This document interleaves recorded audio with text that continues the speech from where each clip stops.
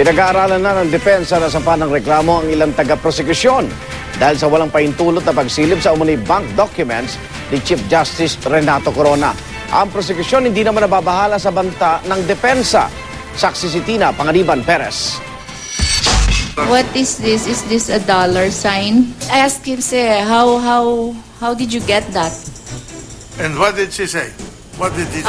So many people are helping us. Something. Ikinagulat ng depensa ang testimonya ng Katipunan Branch Manager ng PS Bank na may kopya ng umano'y bank records ni Chief Justice Renato Corona, si Quezon City Representative Jorge Banal, bago pa man ito ipasabpina ng impeachment court. Kaya naman pinag-aaralan na nila ang pagsasampa ng kaso, gayon din ang reklamo sa House Committee on Ethics. Isang bagay ito na seriously na inaaral at kino-consider din. At syempre yung desisyon kung magpa-file talaga ng criminal case sa kanya ay na kay Chief Justice Corona. Pwede ka mag-file ng complaint sa Ethics Committee ng House. Yung mga nakakuha ng dokumento, no?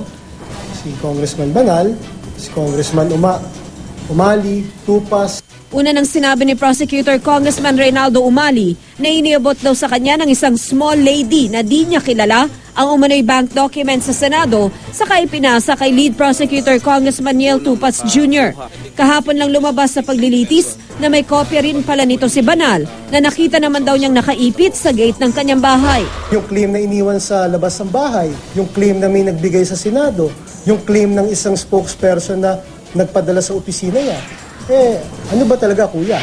Kasunod ang paliwanag kahapon sa Senado, pinayuhan daw si Banal ng mga kasama sa prosekusyon na sa pagpapatuloy na lang ng trial sa Lunes muling magpaliwanag. Gayunman di raw nababahala ang prosekusyon sa banta ng depensa.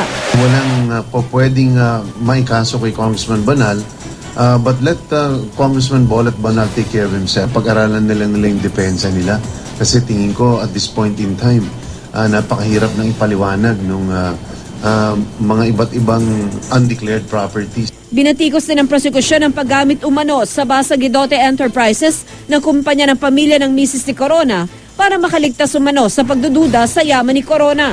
Ang kulang na lang parang sinabi ng defense kahapon na nilagay yan sa pangalan ni Chief Justice kasi may kaso yung Basa Guidote na parang tila, bakit nilagay? Ba't gusto ba itago? Dahil para hindi maabot ng kamay nung nag-aaway-away ng mga pamilya. Iginiit na ng prosekusyon na kaya nilang ipanalo ang kaso at hindi na umano kailangang maniktik gaya ng ibinibintang ng depensa. Kailangan niyang tumawag, kailangan siyang gumamit ng mga secure phones dahil lahat doon pakle. Hindi na kailangan yan kasi malakas naman yung kaso eh. Ako si Tina Panganiban Perez, ang inyong saksi.